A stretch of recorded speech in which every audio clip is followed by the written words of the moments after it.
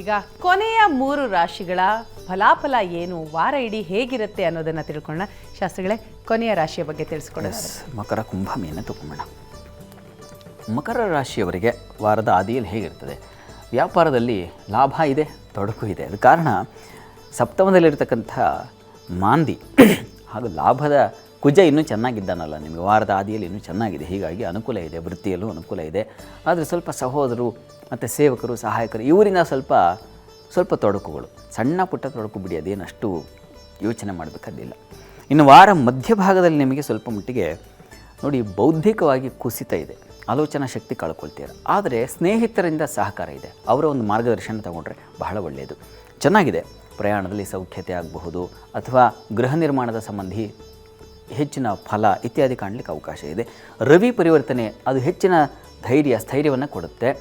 ಆದರೆ ಅಷ್ಟಮಾಧಿಪತಿ ಅವನು, ಹೀಗಾಗಿ ಹುಂಬತನ ಬಂದರೆ ಅದು ನಿಮ್ಮನ್ನು ತಿಂದಾಕ್ಬಿಡುತ್ತೆ, ಮುಚ್ಚಾಕ್ಬಿಡುತ್ತೆ. ಹೀಗಾಗಿ ತುಂಬ ಜಾಗ್ರತೆ ಬೇಕು, ಅದನ್ನು ಗಮನಿಸಬೇಕು.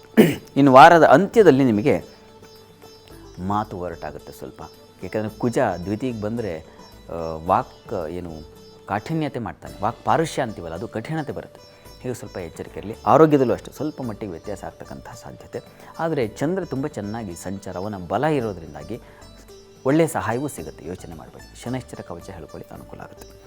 ಇನ್ನು ಕುಂಭರಾಶಿಯನ್ನು ಗಮನಿಸ್ತಾ ಹೋಗೋಣ. ಕುಂಭರಾಶಿಯವರೆಗೆ ವಾರದ ಆದಿಯಲ್ಲಿ ನಿಮಗೆ ಆಹಾರ ವ್ಯತ್ಯಾಸ ಮಾಡ್ಕೊಳ್ತೀರಾ. ವಿದ್ಯಾರ್ಥಿಗಳಿಗೆ ಮನಸ್ಸು ಚಂಚಲವಾಗುತ್ತೆ. ಚಂದ್ರ ಅಲ್ಲಿ ರಾಹು ಜೊತೆಗೆ ಸೇರ್ತಾನೆ, ವೀಕ್ ಆಗಿದ್ದಾನೆ. ಈ ಕಾರಣದಿಂದಾಗಿ ಓದುವುದು ಅದು ಬಿಟ್ಟು ಬೇರೆಲ್ಲ ಮಾಡ್ತಕ್ಕಂಥದ್ದು ಇಂಥದ್ದೊಂದು ಫಲವನ್ನು ಸೂಚಿಸ್ತಾ ಇದೆ. ಸಾಲ ಬಾಧೆ ಸೂಚಿಸ್ತಾ ಇದೆ, ಸ್ವಲ್ಪ ಹುಷಾರಾಗಿರ್ಬೇಕು ನೀವು. ಮತ್ತು ಉದರ ಬಾಧೆ ಸೂಚಿಸ್ತಾ ಇದೆ. ನೋಡಿ, ಇದಕ್ಕೆಲ್ಲ ಕನೆಕ್ಟ್ ಆಗಿದೆ ನೋಡಿ, ಆಹಾರ, ಮನಸ್ಸು, ಉದರ, ಇವೆರಡೂ ನಿಮಗೆ ಈ 3 ನಿಮಗೆ ವಾರದ ಆದಿಯಲ್ಲಿ ತೊಂದರೆಗಳು, ಎಚ್ಚರಿಕೆ ಬೇಕು.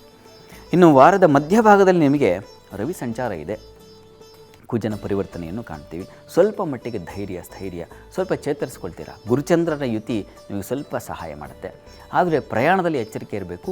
ಬಂಧು ಮಿತ್ರರಲ್ಲಿ ಸ್ವಲ್ಪ ಹುಷಾರಾಗಿರಬೇಕು.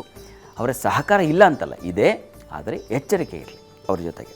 ಇನ್ನು ವಾರದ ಅಂತ್ಯದಲ್ಲಿ ನಿಮಗೆ ಖಂಡಿತ ಚೆನ್ನಾಗಿದೆ, ಹೆಚ್ಚಿನ ಅನುಕೂಲ ಹೋಗ್ತಕ್ಕಂಥ ಸಾಧ್ಯತೆ. ವಾರ ಮಧ್ಯದವರೆಗೆ ಸ್ವಲ್ಪ ತೊಡಕಷ್ಟೇ. ನೀವು ಕೂಡ ಶನೈಶ್ಚರ ಕವಚವನ್ನು ಹೇಳ್ಕೊಳ್ಳಿ, ಆರೋಗ್ಯದ ದೃಷ್ಟಿಯಿಂದ ಸ್ವಲ್ಪ ನಿಮಗೆ ಸಹಾಯವಾಗುತ್ತೆ, ಅಷ್ಟು ಸಾಕಾಗುತ್ತೆ. ಇನ್ನು ಮೀನರಾಶಿ ಗಮನಿಸೋಣ. ಮೀನರಾಶಿಯವರಿಗೆ ನೋಡಿ, ವಾರದ ಆದಿಯಲ್ಲಿ ನಿಮಗೆ ವೃತ್ತಿಯಲ್ಲಿ ಅನುಕೂಲ ಚೆನ್ನಾಗಿದೆ. ಆರೋಗ್ಯ ವ್ಯತ್ಯಾಸ, ಅದು ಅಲ್ಲೂ ಕಣ್ಣಿನ ಬಾಧೆ, ನೀರಿನ ರೋಗಗಳು ಅಂತೀವಲ್ಲ, ನೀರು ತುಂಬಿಕೊಳ್ತಕ್ಕಂಥದ್ದು, ಈ ಥರದ್ದೆಲ್ಲ ಸ್ವಲ್ಪ ಸಮಸ್ಯೆಗಳಾಗಬಹುದು. ಚರ್ಮ ಸಂಬಂಧಿ ತೊಂದರೆಗಳಾಗಬಹುದು, ಸ್ವಲ್ಪ ಹುಷಾರಾಗಿರಿ. ಇನ್ನು ವಾರದ ಮಧ್ಯಭಾಗದಲ್ಲಿ ತುಂಬ ಚೆನ್ನಾಗಿದೆ. ಕುಟುಂಬದಲ್ಲಿ ಸಹಕಾರ, ಹಣಕಾಸಿನ ಸಮೃದ್ಧತೆ, ಬಂಧುಗಳ ಸಹಕಾರ, ಅನ್ನ ಸಮೃದ್ಧಿ, ಇದೆಲ್ಲ ತುಂಬ ಚೆನ್ನಾಗಿದೆ. ವಾರ ಮಧ್ಯಭಾಗ ನಿಮಗೆ ತುಂಬ ಚೆನ್ನಾಗಿದೆ. ಸ್ವಲ್ಪ ಭಯದ ವಾತಾವರಣ ಇರ್ತದೆ, ಆಂಜನೇಯನ ಪ್ರಾರ್ಥನೆ ಮಾಡ್ಕೊಳ್ಳಿ. ಇನ್ನು ವಾರದ ಅಂತ್ಯ ಭಾಗದಲ್ಲಿ ನಿಮಗೆ ಯಥಾ ಪ್ರಕಾರ ಮತ್ತೆ ಚೆನ್ನಾಗಿದೆ. ಸಹೋದರ ಸಹಕಾರ ಆಗಬಹುದು, ವೃತ್ತಿಯಲ್ಲಿ ಅನುಕೂಲ ಇತ್ಯಾದಿ ಎಲ್ಲ ಚೆನ್ನಾಗಿದೆ. ಆದರೆ ಅಲರ್ಜಿ, ನೀರಿನ ಬಾಧೆ ತಪ್ಪಿದ್ದಲ್ಲ, ಇದರ ಬಗ್ಗೆ ಗಮನ ಇರಬೇಕು. ರವಿ ಬರ್ತಾ ಇದ್ದಾನೆ ಜನ್ಮಕ್ಕೆ, ಸ್ವಲ್ಪ ಮಟ್ಟಿಗೆ ಸಾಲ ಅದು ನಿಮಗೆ ಸೂಚಿಸ್ತಾ ಇದೆ. ಹೀಗಾಗಿ ಸ್ವಲ್ಪ ಹುಷಾರಾಗಿರಿ. ಆರೋಗ್ಯದ ದೃಷ್ಟಿಯಿಂದ ಆದಿತ್ಯ ಹೃದಯವನ್ನು ನೀವು ಹೇಳ್ಕೊಳ್ಳಿ, ಅದು ಹೆಚ್ಚಿನ ಅನುಕೂಲ ಉಂಟು ಮಾಡಿಕೊಡುತ್ತೆ.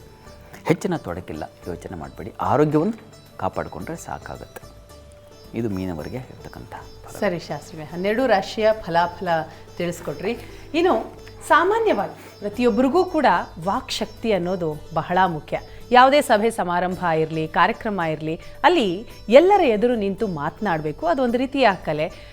ಅದರ ಜೊತೆಗೆ ವಿದ್ಯಾರ್ಥಿಗಳಿಗೆ ಕೂಡ ಬಹಳ ಮುಖ್ಯವಾಗಿ ಬೇಕಾದಂಥದ್ದು. ಹಾಗಾದರೆ ವಾಕ್ಚಾತುರ್ಯಕ್ಕೆ ಇರುವಂತಹ ಮಂತ್ರ ಏನು, ಅದನ್ನು ಮುಂದಿನ ಹಂತದಲ್ಲಿ ತಿಳಿಸ್ಕೊಡ್ತೀವಿ, ಒಂದು ಪುಟ್ಟ ಬ್ರೇಕ್ನ ನಂತರ.